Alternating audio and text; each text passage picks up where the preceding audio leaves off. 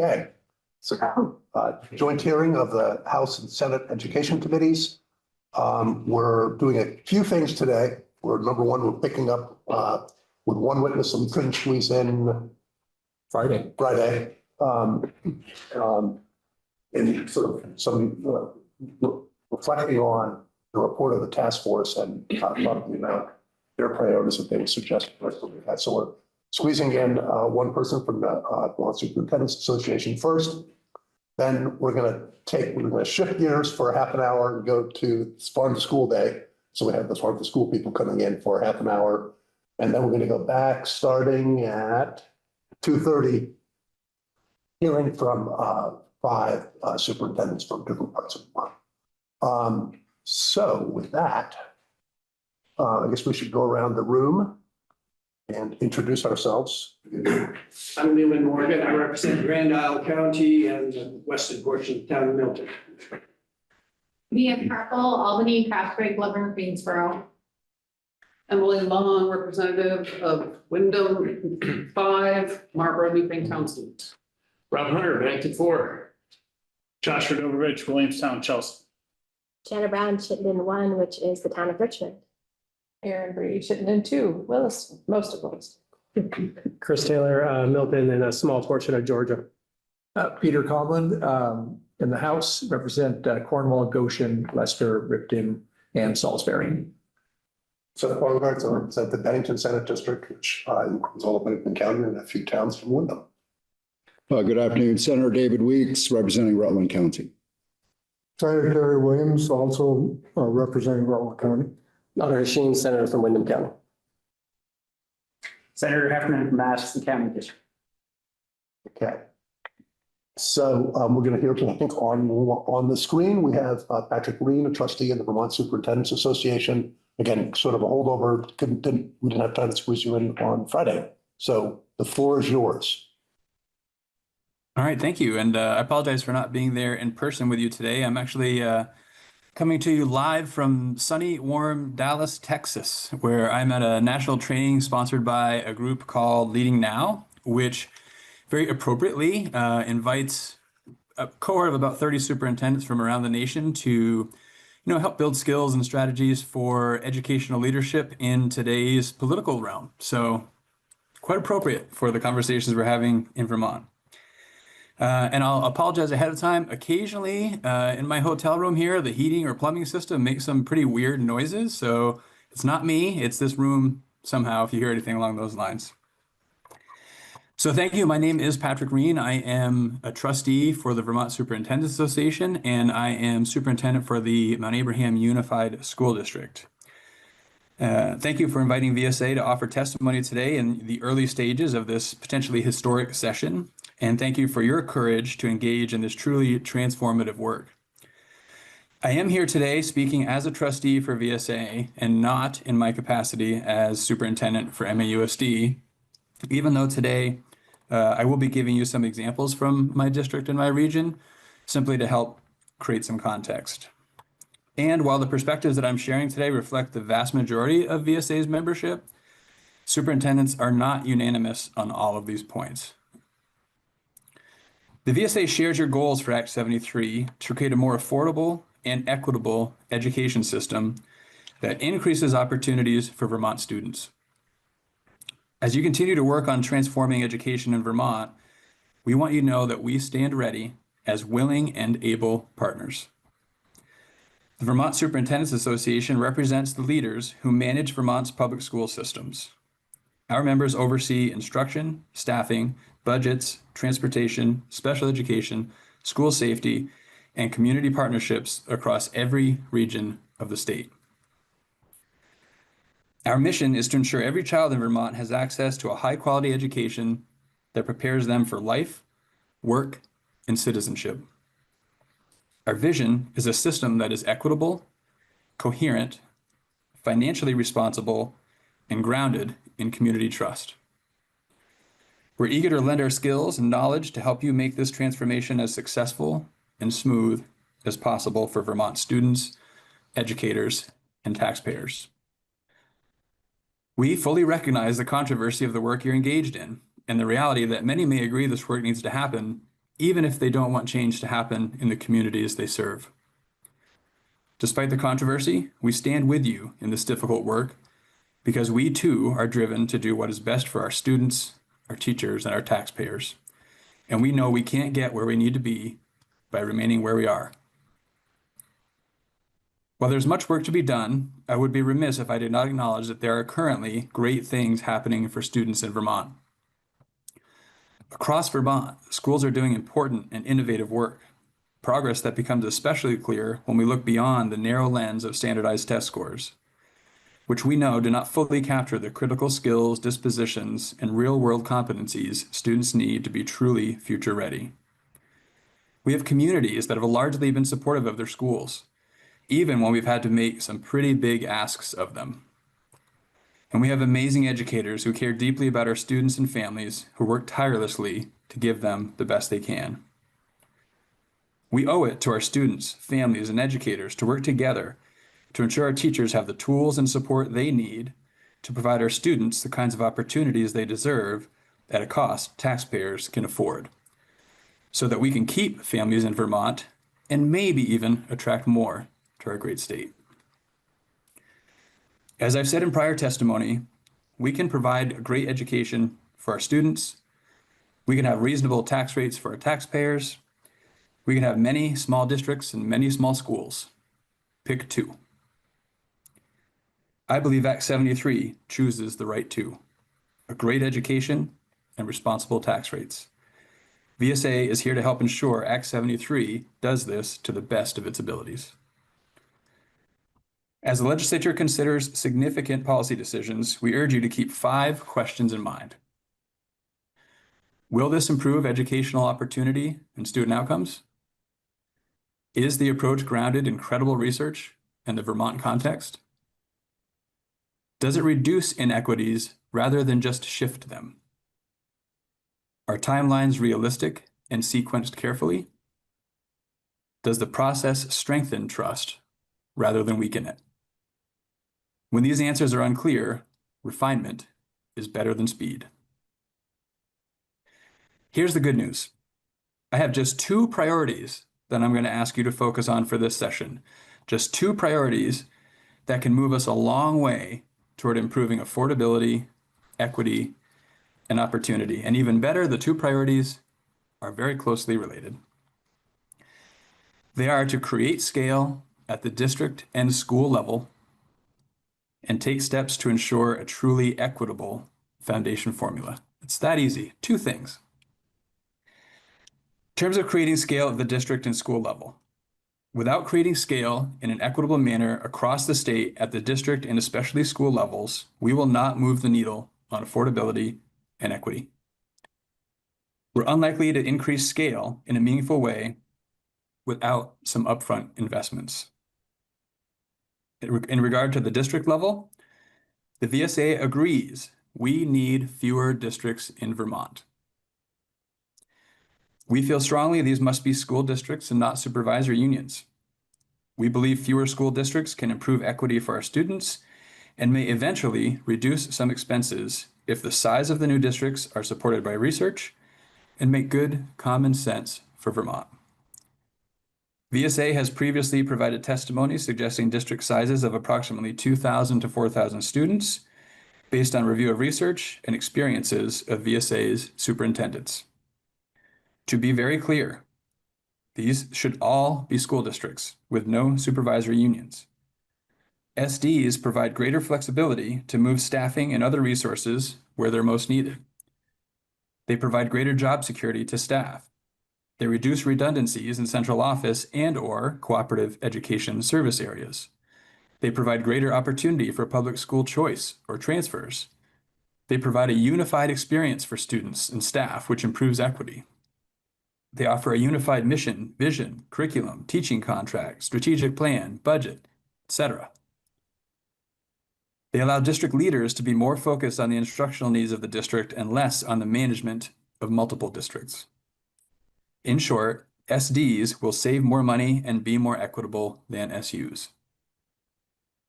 VSA recognizes the role the four historic academies play in educating Vermont students and supports finding a method outside of creating SUs to continue this relationship. It's important to recognize that this shift will cost more money initially, with the potential for savings in the future. The reality is that standing up new districts while current districts remain operational will increase cost. Scaling up salaries and benefits in newly formed districts will increase cost. Paying attorneys to transfer property will increase cost. Paying attorneys to draft or review articles of agreement will increase cost. And paying attorneys to negotiate new collective bargaining agreements will increase cost. Also important to note that new districts should be created in ways that make sense for the region and for Vermont. As I said, 4,000 students makes sense in some regions in Vermont. It's probably too big in other regions where 2,000 students might make more sense. And we think the task force, the redistricting task force, did a good job articulating the many factors that need to be considered as we achieve scale at the district level. Getting new districts operational will take time, money, and support. Among other things, once the new districts have been identified, they're going to need to elect a school board, hire a superintendent, hire central office staff, create a new name, establish a new entity as a business, transfer property, transfer debt, negotiate collective bargaining agreements, adopt policies, establish a curriculum, create an assessment plan, build a budget, assign staff, and then begin operations. I was superintendent for ANASU when it became MAUSD. We kept the same 5 towns and the same 6 schools. We effectively changed our name and reduced our number of boards from 7 to 1. It took us 18 months and cost tens of thousands of dollars to start up the new SD while running the old SU. The scale of change contemplated in Act 73 is much greater, and the timeline and cost for the transition should reflect this. At the school level, achieving scale, put plainly, Vermont can't afford to continue to operate the number of schools we have for the number of students we serve. As discussed, there are efficiencies that we could and should realize through district consolidation. Those efficiencies pale in comparison to the efficiencies that can be realized at the school level. As mentioned before in our pick 2 of 3 scenario, when we choose to have many small schools operating at a fraction of their capacity, we're choosing to either allow taxes to increase at a faster rate or provide a reduced quality of education to our students. We know taxes can't keep growing the way they are, so the default action will continue to be to reduce the quality of education for our students. That said, school consolidation must be undertaken thoughtfully, with clear plans that ensure improved opportunity and equity. Abrupt closures without such planning would betray Vermont's values. Scale is necessary at the school level because operating many small schools results in inefficient staffing. This means we employ more staff than we need and can afford. Inefficient staffing also means asking some staff to do more with less, when in reality, we can only do less with less, without changing the way we deliver education. Coupled with the implementation of the foundation formula, more overhead expenses for facilities and inefficient staffing means fewer dollars go directly to students. At the same time, as long as new mandates and social responsibilities continue to be placed upon schools, staffing needs will remain high. Every reduction in funding to our mental health partners and every new piece of legislation that requires someone to report out on or be trained in something adds personnel costs to schools and districts that are not directly related to teaching and learning. With regard to ensuring a truly equitable foundation formula, without seriously addressing our scale issues first, implementing a foundation formula will only shuffle inequities, not address them head-on. The VSA agrees implementing a foundation formula in Vermont could be an effective way to increase equity for students, as long as it is done within the context of creating scale and is safeguarded from political expediency. To be very clear, a foundation formula on its own does not provide equitable funding to Vermont students. It provides the same dollar amount per pupil to each district, but districts are not equally structured. Districts that are set up efficiently will deliver more for each student with the same dollars. Districts that are less efficient will deliver less for each student. Equal funding per student per district is not the same as equitable funding for Vermont students. Also important to note that a foundation formula does not save money. It saves money, like cutting a grocery budget saves money when I haven't figured out why food is so expensive. It's simply spending less without addressing the underlying cost drivers. The result is I either starve myself or I'm forced to dig deeper into the pantry. Maybe I'll find enough in there to make a meal, or maybe I'll go hungry. That's a local decision. As it currently exists, Act 73 proposes to restrain spending, cutting the grocery budget, via a foundation formula without significantly addressing inefficiencies that exist at the school level. Why food costs so much, and leaves the decision about whether to create efficiency or not up to local communities. This is where you see what you can make from the pantry or go hungry. Put plainly, it avoids doing the hard work at the state level and puts the responsibility on local leaders, elected and otherwise, to do the heavy lifting. In some cases, students will benefit from decisions to create efficiency. In other cases, students will be disadvantaged in favor of keeping what we've always had. A foundation formula should be implemented after efficiencies of scale have been achieved throughout the state at both the district and school levels. If the intent is for the newly formed districts to create efficiencies at the school level, then new districts should be given the authority, time, and guardrails to do this work before a foundation formula is implemented. Otherwise, we're just shuffling inequities. The VSA respects the need to address affordability in a meaningful way in the very near future. However, inserting a cap on spending as proposed in S220 without doing the hard work of creating scale first, while also on the cusp of major overhaul to the education delivery and funding system, risks eroding trust in communities, may interfere with our ability to address inefficiencies, and most importantly, risks harming students. We need to either do the work to reduce costs by creating scale or accept that costs will remain high to keep what we have. Forcing a cap only further hangs local leaders out to dry to solve our state's problems and perpetuates inequities for our students. To help ensure equitable student funding within a foundation formula, the VSA supports minimum class sizes, which are already in Act 73. The VSA supports small by necessity requirements. VSA recommends turning to research on school scale and building on the small by necessity work done by the state board. We support establishing staffing ratios. Without equity in staffing levels, we can't equitably deliver foundation formula dollars. We support negotiating a statewide contract for teachers, support staff, and administrators. Without equity in compensation for employees, we can't equitably deliver foundation formula dollars. We support providing construction money to receiving schools that need more space to educate students from a school that is closed. This is part of the upfront cost of creating scale. If we don't invest so school facilities can educate enough students to achieve scale, then we can't equitably deliver foundation formula dollars. And we need to make thoughtful decisions about which schools to operate sooner rather than later, so we aren't investing in school construction projects on schools that may end up closing. We simply can't afford to fix school buildings only to have the work undone or redone when that school is repurposed. We feel strongly that a foundation formula should not incentivize identifying students with disabilities. A foundation formula should also not include a supplemental spending provision unless it is a transition tool. If we're going to do all of this work to create a foundation formula and create equitable student funding by addressing inefficiencies, why would we include a provision that undoes this work even just a little bit? This is especially true if the driving force behind much larger districts is to try and equalize the grand list value per pupil of those districts so that districts can equitably raise dollars beyond a foundation formula. And a foundation formula serves students best in an SD, not an SU.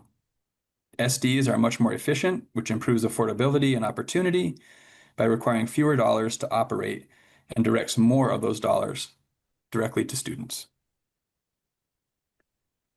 With regard to the work of the School District Redistricting Task Force, The VSA has great appreciation for the time, care, and thoughtful effort the school district redistricting task force dedicated to this important work. Their findings helped illuminate a reality many of us experience on a daily basis, that many of the challenges we face in educating students in Vermont are rooted in our lack of scale. In essence, the task force calls for creating cooperative education service areas, comprehensive high schools, and reducing the number of school districts. The VSA supports all three of these concepts. The task force's exploration of cooperative education service areas is a promising way to address some of the challenges facing Vermont and is a concept worth pursuing. There are ways CESAs would improve the affordability, equity, and opportunity in education in Vermont. However, without careful consideration and great intentionality, they may only add a layer of bureaucracy. For example, if the CESA assumes responsibility for services that districts already provide efficiently at scale, or if they establish their own executive leadership, finance and HR functions, special education, curriculum leader, etc., while districts are still required by statute, contract, or operational necessity to maintain parallel roles, then those result in duplication rather than consolidation. In short, the details matter, and VSA is here to help with the details. Even if implemented well, CESAs alone will not produce the affordability, equity, or increased opportunity Vermont students and taxpayers deserve. Comprehensive high schools would be an effective way to improve access to CTE programming for Vermont students, which is certainly an area we have room to grow in. Presently, some CTE centers don't have enough capacity for the number of students interested, while other CTE centers have many vacant seats. In some places, students need to travel many miles to access CTE programming, while others walk down the hall in their school to access programming. Moving to regional comprehensive high schools could be an opportunity to address both of these issues and also contribute significantly to achieving scale at the high school level. As I've stated a couple of times, the VSA agrees we need fewer school districts in Vermont. We feel strongly these should be school districts and not supervisory unions. Their size should be supported by research and what makes sense for Vermont. And as I've said, the VSA has recommended sizes of approximately 2,000 to 4,000 students. Mr. Minna, sorry to interrupt, but we're short on time. Are you? I'm just about done. Oh, okay, good. The task force recommends we achieve this through voluntary mergers. While we agree that a thoughtful approach to school district consolidation that accounts for anticipated future enrollment is important, we're less confident that a voluntary process will achieve the reductions needed. Leaning on my own experience, communities seem to have little appetite for taking action to reduce school districts. 8 years ago, Addison County superintendents advocated to the Secretary of Education to reduce our then 3 school districts, 4 if we were to count our independent CTE center, down to 1 for all of the reasons we're talking about reducing districts today. We did not receive support for this. Several years later, 2 of those same 3 districts, MAUSD and Addison Northwest, spent 18 months engaged in a merger study process and got so far as to hold a vote on a merger in our 2 communities. That vote failed by a very wide margin. Soon after, one of the 5 towns in my district successfully withdrew and is now their own district. A second town followed suit and voted to withdraw, only to be denied by one of the other member towns. Last week, individuals in that town once again began actively generating interest in another attempt to withdraw from MAUSD in response to conversations the MAUSD board is currently having that involve the possibility of closing schools. This seems like an indication that despite clear signals from the governor's office and legislative leadership that we need to reduce school districts in schools, some communities are willing to increase school districts if it helps ensure they get to keep their town school. In my 10 years as superintendent in Addison County, despite multiple attempts by superintendents and some boards to reduce the number of districts, we've increased from 4 districts to 5, counting the CTE district, and very nearly 6, all while losing hundreds of students. We now have 5, possibly moving towards 6 school districts and serve a little over 4,000 students. I share this with you as an example of the very real political dynamic playing out in communities that caused me and many fellow superintendents to question if voluntary mergers will get the job done. Of everything I've shared with you today, I hope you take this message away, that the VSA shares your goals for Act 73 to create a more affordable and equitable education system that increases opportunities for Vermont students. We want you to know we stand ready as a willing and able partner who brings the experience, expertise, and knowledge to help make this transformation as successful and smooth as possible for Vermont students, educators, and taxpayers. Thank you for your time, and we look forward to partnering with you. Thank you. And incidentally, I don't think we have your testimony in writing, so if you could send it in within the next couple of days, that would be great. Certainly. Okay. Questions? I wouldn't mind. I know we're very short on time, and I apologize, Patrick. And as you kept testifying, you kept answering my question that I had on my mind, and then I moved on to the next one, then you'd answer that. And I appreciate the thought put into that voluntary mergers, especially based on your own experience, probably don't get the job done. And so, you know, that was kind of a hallmark of Act 73 as it passed. It's what I'm hearing from your testimony is that some of the stumbling blocks for the VSA with it were the $4,000 to $8,000 student guidance. Could you speak to some of the other parts of that bill that may have changed throughout its process? Sort of to the negative or to the positive? Boy, you said you're short on time, right? So yeah, I think you actually covered a fair bit of it in your testimony. I'll just reread that, but go ahead.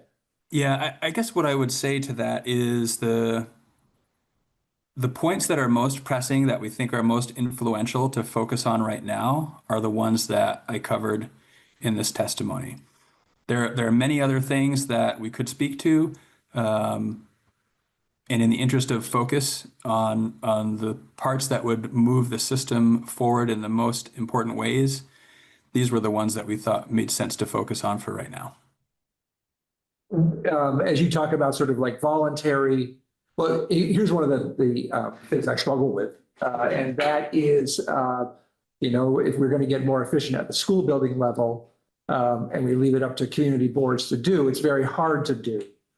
On the other hand, I'm not sure the level of trust people would have if that becomes a state level decision-making. I personally see sort of a larger school district and a larger school district board probably the best place for that decision-making power. But even then, it's going to be pretty hard. Give some thoughts on sort of how we sort of can either build the trust or make things happen in an efficient way so we can get to where we need to be.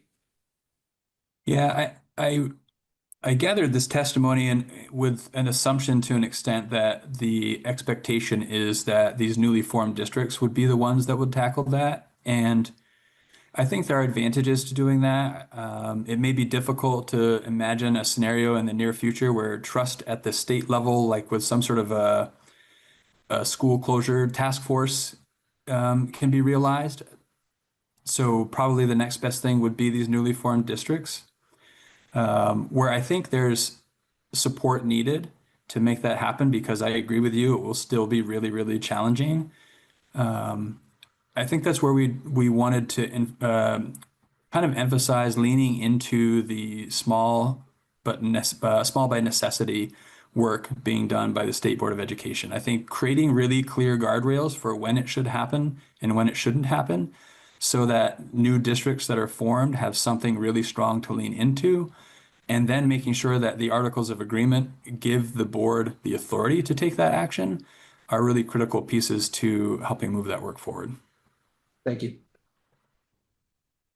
And just to be clear, how do you see the new districts being formed?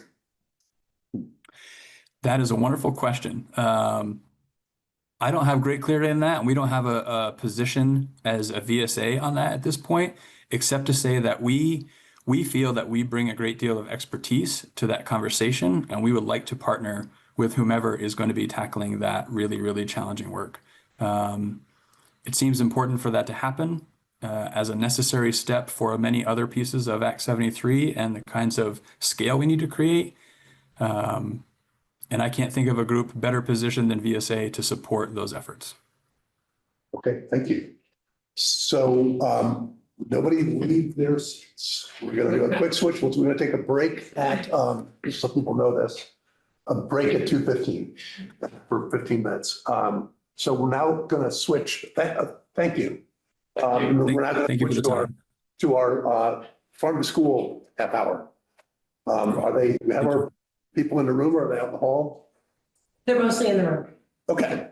So I don't know how you want to do this. I see there's 5 of you, so whatever order you want to do is fine. Just come up and you're on. Yeah. Thank you. And introduce yourself for the record, obviously.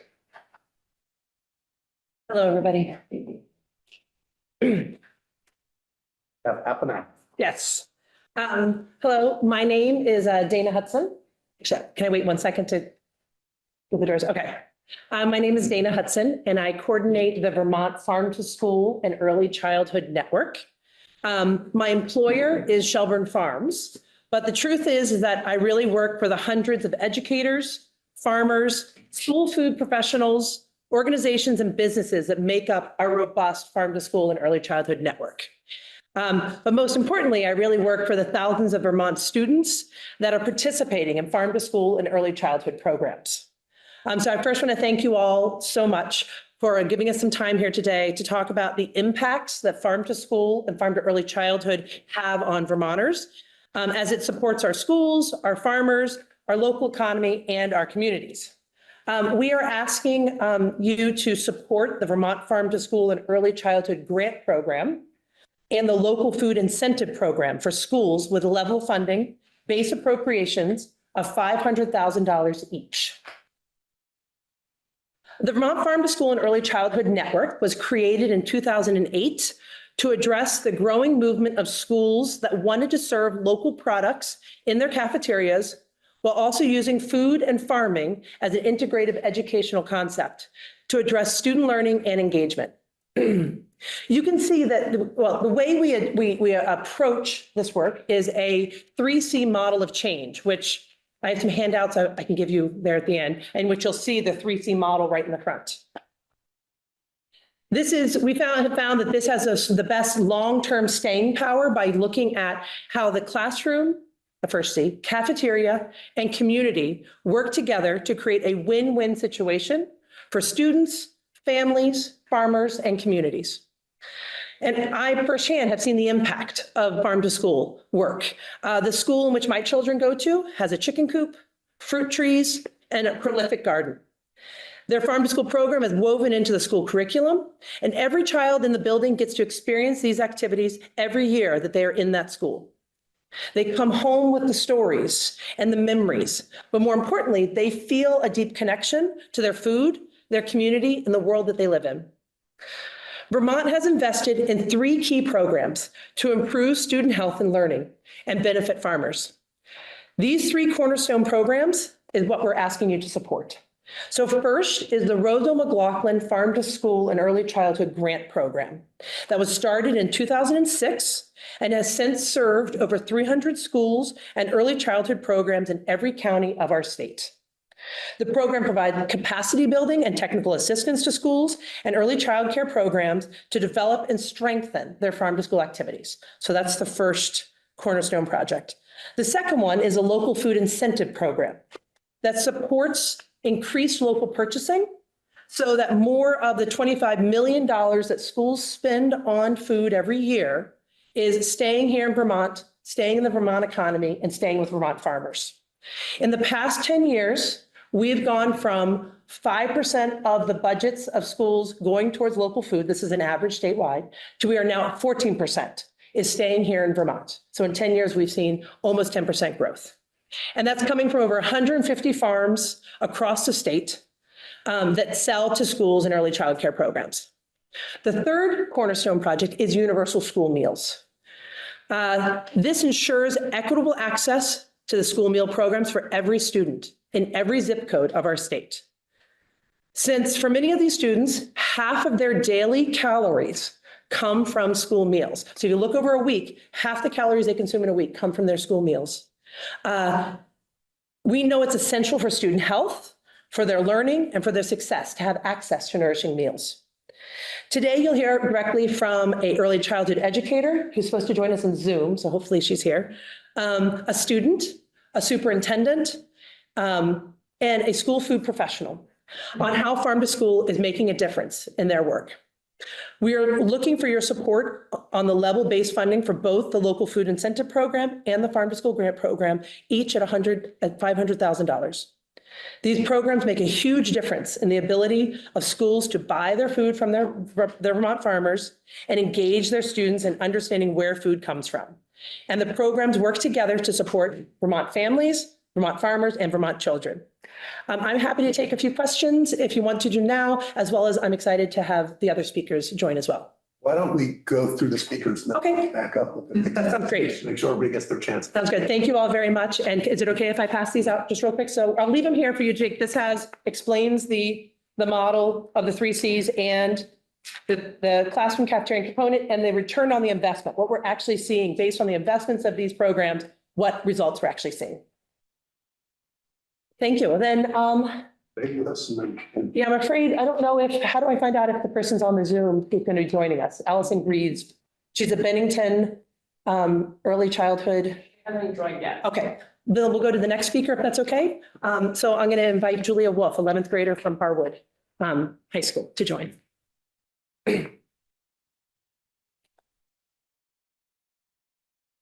Just state for the record your name and your town of residence and your school. I'm Julia Wolf and I live in Waterbury and go to Harwood Union High School. Thank you for allowing me to speak today. I'm here because I would like to ask you all to continue to support the Farm to School and Early Childhood Education Program, as well as the Local Food Incentive Program, with $500,000 each for fiscal year 2027. These programs are essential to teaching young students to understand and care for the food they eat and the environment around them. As a student in my school district since preschool, I myself have been profoundly affected by these programs. Some of my most vivid memories from Brookside Elementary School are hands-on food lessons where we cooked in our classrooms and visited local farms. I remember making butter, cheese, and ice cream and learning about how farms work. Then, when I moved up to Crossett Brook Middle School, I had a sustainability class for part of each year. In 5th grade, we learned about caring for our school's chickens and greenhouse, deepening our understanding of the effort it takes to raise plants and animals for human consumption. In 6th and 7th grade, we focused more on climate change and organic and sustainable farming. All this fascinated me and was easily my favorite part of middle school. So when offered the chance to do inquiry projects, which were student-developed projects based on our interests, it seemed natural that I would do something farm to school related. My sustainability teacher offered me the idea of using a grant given to the school to purchase and maintain beehives. I spent that year studying beekeeping, purchasing beekeeping materials, and understanding what both domesticated and wild bees need from humans and what we get from them in return. There are currently 2 beehives at Crossett Brook that are cared for by students and used to educate them about the roles bees play in our agricultural systems. When I entered high school, I wanted to continue building on this knowledge. I considered working with the student-run Harvest of the Month taste tests, where students make and serve local food recipes. I also thought about working with the teachers and students that run the greenhouse that grows greens used in our cafeteria. But I eventually decided to join the Harwood Sustainability Club and in turn, the Vermont Youth Lobby. Through those programs, I was able to get involved with running a workshop for my peers at Feast, a statewide food education and sustainable thinking summit run by other students. I taught a workshop on understanding the legislative process and how to effectively lobby state representatives in support of environmental issues. Through the help of the teachers and farm to school experiences that I loved at these schools, I've become more knowledgeable and engaged in the world around me, and I'm incredibly grateful for it. One more thing I'd like to mention is that throughout my time at all these schools, I had access to school breakfast and lunch. Though lunches made of mystery meat and overcooked broccoli prevail in the media, I've never had to worry about that. Thanks to the Farm to School program and the goal of using more local ingredients in our lunches, I can look forward to grilled cheese sandwiches made with red hen bread and mac and cheese made with Cabot cheddar. My school has been able to source close to 25% of the ingredients used in our cafeteria locally, which helps our community environmentally, socially, and economically. So with that, I ask you to support the continued base funding of $500,000 each to the Vermont Farm to School and Early Childhood Grant Program and the local food incentive program. Thank you for allowing me to share my story. Thank you. Thank you. We'll hold the question. Maybe just go sit over there in case we want to ask you a question after and see if we might immediately be available. But thank you. Thank you.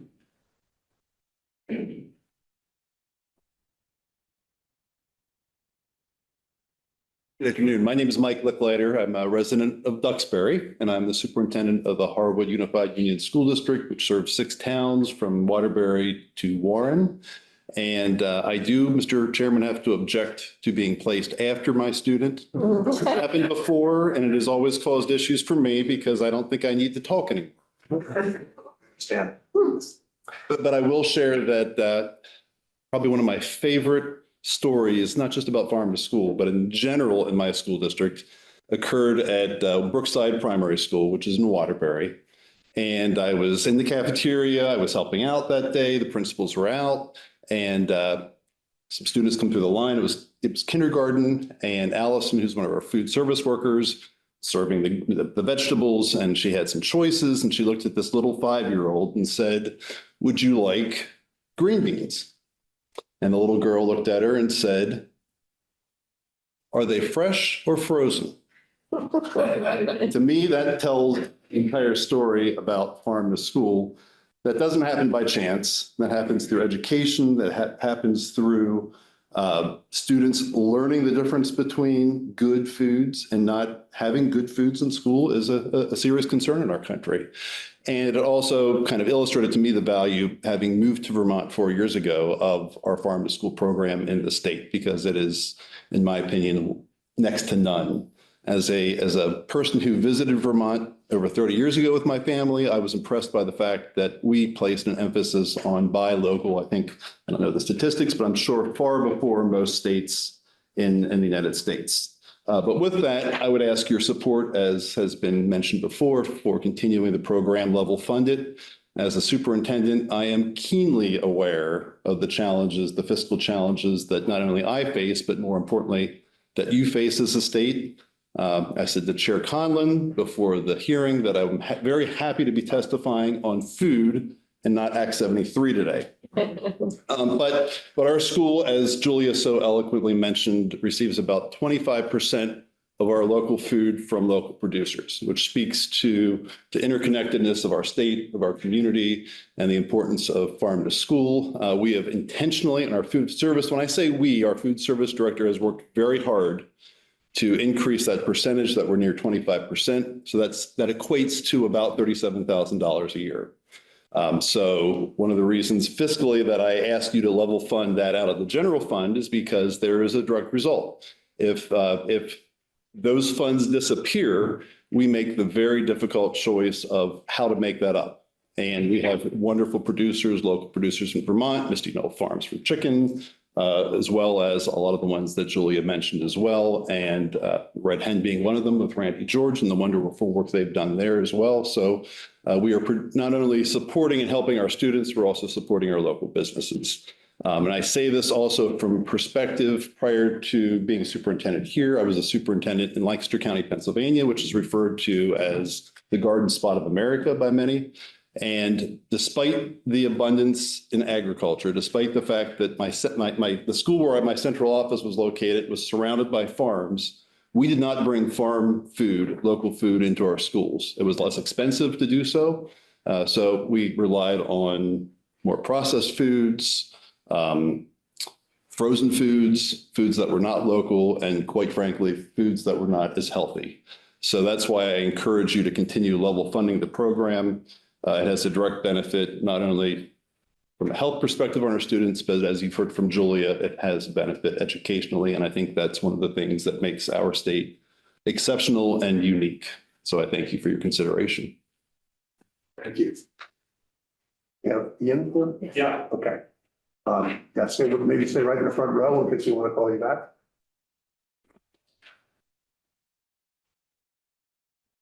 Good afternoon. Thank you for inviting me to testify today, and thank you.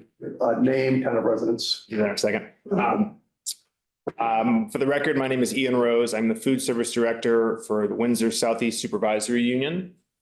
Our food program serves 4 schools in Heartland, Windsor, Weathersfield, and Brownsville. It's about 1,100 students that we feed each day. I'm here today to ask that you please support the Farm to School and Early Childhood Program and the local food incentive with a level funding base appropriation of $500,000 each for fiscal year 2027, and also to continue funding universal school meals through the education fund. These 2 programs together ensure that all children receive high-quality meals at school and that we are supporting our agricultural families and businesses across the state. I grew up just outside of Boston and have been working in food service for the last 30 years. My family and I moved to Vermont to the Upper Valley 10 years ago, and I've been in my role for the past 2 years. Through my professional journey, I've had the honor to work in a variety of establishments dedicated to showcasing the beauty and benefits of local food. This practice is carried over into my personal life, where prioritizing food items sourced locally has become one of my core values as an individual, partner, and parent. The mission of our food team is to source products and craft menus that help put our students' minds and bodies in a position to learn and grow as best as possible. In each of our kitchens, we emphasize scratch cooking, minimal processing, unrefined sugars, local meat, and lots of fresh fruits and vegetables. We are always looking for ways to improve the overall quality of our ingredients. Coming into my role as food service director, I wanted to make sure the value of local foods, the value which I hold dearly, was not lost amidst the financial challenges and realities of a school meals program. As a parent of 2 school-aged children, I was aware of the Universal Meals Program. I was not aware, however, of the Farm to School and Early Childhood Program and the local food incentive and the benefit they bring to Vermont students. Without these programs, we would not have the resources to provide the local food items which enhance our students' experience each and every day. Currently, I am taking part in the Farm to School Leadership Academy. This program was designed to bring together leaders from all over the country who are committed to transforming food systems in schools. Coming out of our recent gathering, I felt a tremendous amount of gratitude for the policies, systems, and values we have here in Vermont, values which are not universal across the entirety of our country. It is one thing to have farms producing beautiful food all around you. It is a whole different thing having systems in place to help those products find a way into our schools. The Farm to School and Early Childhood Program helps schools to create the structures and build the partnerships we need to be able to bring farm fresh food into our schools and early childhood programs and offer it to our students on a daily basis. These programs are the physical demonstration of good policy and practice. I want to share some words which are not my own, but rather are those of our parents, staff, and community members. Their connection to the Farm to School and Early Childhood programs exists on a deeply personal level, and they experience the direct impact every day. This first passage is from one of our parents. I am so grateful that our school supports our local farms and producers.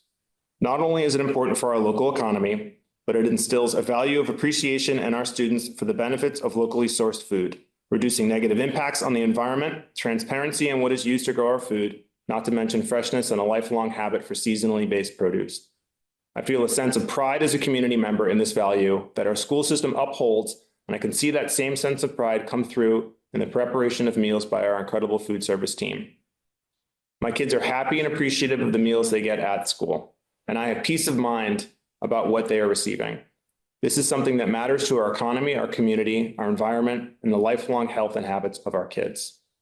This next comment is from one of our office administrators at the Windsor High School. As someone who sits in clear view of our fresh fruit and veggie station, I can attest that there is a steady stream of students throughout the day of all grade levels coming daily to take advantage of this wonderful program. It is really great to see many of them get excited about what fresh fruits and veggies we have each day. This is such a valuable program, providing healthy snack options to so many students, some of whom don't have access to these items at home or have never been introduced to them. We are not only providing healthy food options, we are also expanding the variety of food in which students are consuming. Hopefully, these healthy habits will continue at home and as students grow and make healthy food choices for themselves. Honestly, there aren't enough positive things I can say about this program. This last comment is from another of our parents.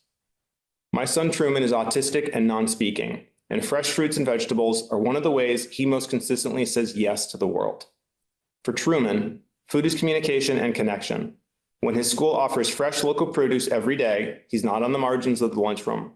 He's participating in a shared community practice with food grown in the same Vermont soil we all call home. Supporting farm to school and early childhood and the local food incentive in fiscal year 2027 is not only good nutrition and good agricultural policy, it's also a quiet daily form of inclusion for students like Truman. Please keep these programs strong. Thank you so much for this, your time here today and for all the work you do every day to support our families and farmers. Thank you for listening to my testimony and considering the real impacts of the Farm to School and Early Childhood Program and the local foods incentive. Level funding base appropriation of $500,000 fiscal year 2027, as well as the continuation of universal school meals throughout the education fund, means that we can continue this important work of nourishing children with foods grown and made right here in their own communities. Be happy to answer any questions and share more information with any of you. Thank you. Thank you. Stay available. I see that Allison has joined now. We have about 5 minutes left. So Allison, introduce yourself for the record and where you're from, and off we go. You're still muted. Okay, now you're good. Hi, thank you. Thank you for the opportunity to share my story with you today. And thank you for allowing me to do this through Zoom. My name is Allison Grisb. I have worked in the field of early childhood education for almost 30 years. I'm currently the director at the Bennington Early Childhood Center in Bennington, Vermont, which is why I'm doing this through Zoom, because that's a really far drive for 3 minutes of testimony. We are a pre-qualified pre-K partner site through the Agency of Education and a 5 stars quality early childhood education program through the Child Development Division of the Agency of Human Services. We serve over 70 children ages 1 through 8 each year. I'm here today to talk about farm to school and early childhood funding and how it has positively affected my program, and to respectfully request that you please support the Farm to School and Early Childhood Program with a level funded base appropriation of $500,000 for fiscal year 2027. At my program, we have always had a great connection to gardening, harvesting, composting, and making and eating our own food. We have gardens on our property, and we engage the children in activities pertaining to growing, tasting, harvesting, cooking, and eating food. These sorts of experiences fit naturally into early childhood education, into our curriculum. We are, however, always on the lookout for ways to improve our programming. And in 2021, the opportunity to be part of the Farm to Early Childhood Institute came on our radar.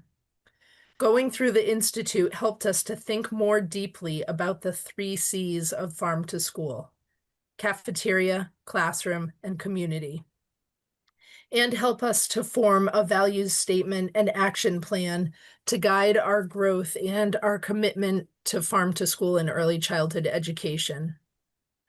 Our plans included expanding our outdoor classroom opportunities by completing and outfitting a pavilion space, building a story walk trail, providing meal activities and supplies to families, purchasing more locally grown and raised food, expanding our raised bed gardens, planting more fruit bushes and trees on our property, making more connections with local farms, and planting a pollinator garden. As we worked on these goals, we applied for more grants, and we received the Farm to Early Childhood Grant in 2022, and Community-Supported Agriculture, or CSA, grants in 22, 23, and 24. As we continued to grow our connections to the land, we not only wanted to support the children, families, and staff of our programs, but also other children, families, and early childhood educators in the community. In 2024, we helped to organize a Farm to Early Childhood Education mini conference here in Bennington County. It was so well received that we helped to organize a second annual mini conference last year, and we are currently working on the 3rd annual Farm to Early Childhood Mini Conference here in Bennington County. These mini conferences have brought professional learning experiences to early childhood educators in our region and sparked further interest in farm to school and early childhood activities and connections. One of my staff is now a farm to early childhood mentor to another early childhood program in the area, assisting them as they go through the Farm to Early Childhood Institute. She and I have both been attending farm to school and early childhood meetings with Dana Hudson from Shelburne Farms to plan a gathering to continue to build community connections in our region. And our center just recently applied for a grant to support the purchase of CSAs for 4 area early childhood programs, including our own. Farm to early childhood education initiatives are strong in our region, thanks to state-supported funding. The impacts of farm to school and early childhood are deep and meaningful, including exposing children to the process of growing, harvesting, and eating healthy and nutritious food, fostering community relationships and supporting local farmers, and promoting curiosity and confidence in children through nature-based programming that supports social emotional development and wellness, to name a few. We need these funding sources to remain stable so that we can keep moving forward and continue to make connections with more programs and schools, thus growing and sustaining deep connections to our food sources, nutrition, and ecological sustainability. As we enter into this new legislative session, please continue to support the Farm to School and Early Childhood Grants Program with a level funded appropriation of $500,000 for fiscal year 2027. Thank you so much for listening. It is my hope that hearing stories like mine, which highlight the impacts of this funding, will help you to make informed decisions for the future of farm to school and early childhood education in our state. Thank you. Thank you. We have just a couple of minutes if there's a question or two. By the way, I think the 5 of you did an amazing job articulating the reasons you're here and what you're looking for. So I think we all have a pretty good understanding of what you are asking us to do. But I have a question. My question to number 3, do you believe at some point this will have legs enough of its own that it will not need state funding to make it thrive? Would you guys like me? I can tackle that one. So as an incentive-based program, it's building capacity within these schools and communities to have their own legs. And so when the school applies for a grant and gets a grant, and they build their action plan, and they have the support of coaches and mentors through that, then they don't come back the next year for a grant or the next year. It sometimes happens where there's a lot of staff turnover or 10 years go by. The grant program has been around now for so long that we have, pretty high turnover rates in schools where they have reapplied. But the fact that this is a values-based thing and it's trying to change the systems in which, that's one of the parts of the local food incentive program, you're changing the purchasing systems so that there isn't the need for, you're incentivizing it to then, when the systems are changed, they don't need that support. So yes, I foresee a future where we will not need ongoing state support. We're not there yet. We are still at this point of transition. There's a statewide goal of 30% local by 2030. That's not just in schools, that's sort of foods, all the food system, farm to plate work statewide. And I'm proud of the fact that schools are now as an average at 14%, but we still have some work to get there. So yes, but not yet. And I'm a supporter of it. Yeah, that's okay. I hope that, So, a huge part of my job is procurement, right? So I'm on the front line of choosing how that works. There are things that can get done at the legislative level that assist us. And looking at something specifically like hyper processed items, we've made decisions to move away from those and spend that money on like heirloom apples, for example. I don't think I have to educate any of you on the value of one versus the other. Other states, California being one, have at the state level made laws that prevent those products from finding access, the type of products, processed products, finding access into the schools. In my position, it makes the work a lot easier because what we run into sometimes is just physically having access to those products. The hyper processed stuff is less expensive. It's, kids will gravitate towards it. It's designed to do that. Putting laws into place that minimize or remove those as a product that's viable for us forces the vendors, the sort of higher up tier, to make decisions to remove those products and replace them with something that falls more in line with what we're talking about here. When that happens, we open up competition and that price naturally comes down for us. A lot of these things are either sort of niche or niche adjacent products, meaning that they're still expensive and they're premium because there's not a lot of competition on them. So, thank you. One quick question, quick answer. Okay, quick question. So I felt bad for Ian, given Julia's comment about mystery meat and overcooked broccoli, but so be it. Question for Dana. You mentioned ROI, return on investment, in your brochure. Can you articulate what the kind of hard and fast ROI? That's not a simple answer. I'll be as succinct as I can. The fact that the local food incentive program, let's pick on that one for a second, because there's so many pieces of universal school meals, the grant program, the CSA program, there's just a lot there.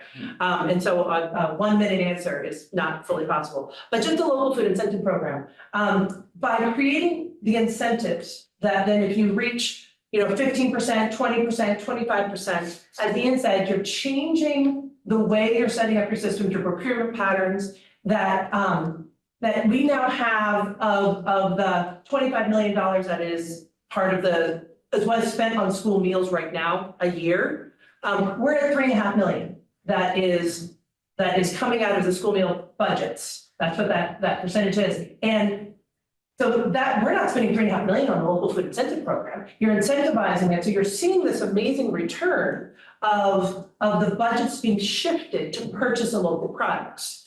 The other aspect of, and UVM has done a great research study about that every dollar that's spent, you get another 60 cents return on that. So for every dollar spent on this, we're seeing at least 1.6 within the economy returning back. So they're in that materials, it cites that research if you want to dig deeper to it. So we see a lot of returns in the educational components, in the economy components, the farmers that are so proud and happy to be selling to the schools. So there's monetary return, there's social return, and I'll stop talking because that's as short as I can be with that answer. Thank you. Should we still take 15? There are maybe 10. Okay. Thank you for coming. We're going to take a break, go offline, and